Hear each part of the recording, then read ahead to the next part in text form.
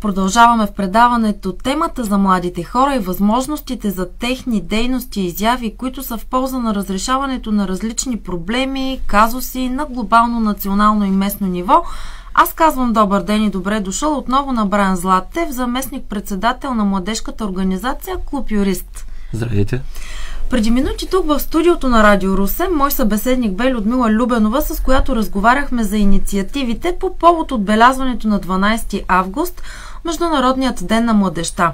С тебе ще продължим до някъде този разговор и в началото ще те помоля да разкажеш от кога се отбелязва този ден, каква е неговата основна идея.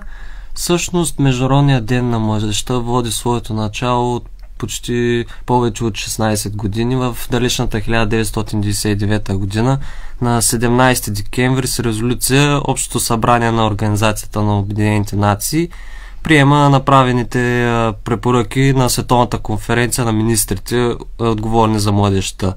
Тя пък от своя страна се е състояла в Лисабон на 8 и 12 август, година преди това. И от тогава се приема с тази резолюция 12 август да бъде отбелязан именно като този Международен ден на младежта. По този начин, с този акт, Организация на Обединените нации, заедно с всичките държави членки, искат да покажат, че те са загрижени за техните младежи и те наистина се интересуват от тяхното мнение и те да бъдат чути в самата организация. Всъщност в България най-активни са младежките неправителствени организации. Каква е тяхната роля? С какви точно дейности се занимават? В кои сфери? Това е наистина вярно за това, че младежките неправителствени организации са най-активни, защото логично те са съставени най-вече от млади хора, които искат да бъдат гражданско активни.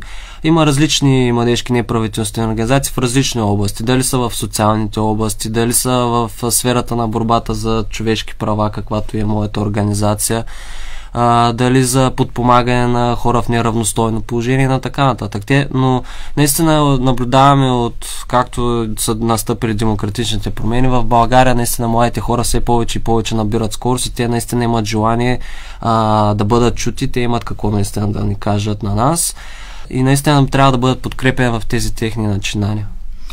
Какво ги мотивира да вземат участие в обществения живот? Мотивира ги може би това, че на първо място те са млади, пълни са с идеи, наистина смятат, че могат да подпомогнат развитието не само на нашето гражданско общество, но и на самата държава, както на национално ниво, така и дори на световен глобален мащаб, на международно ниво.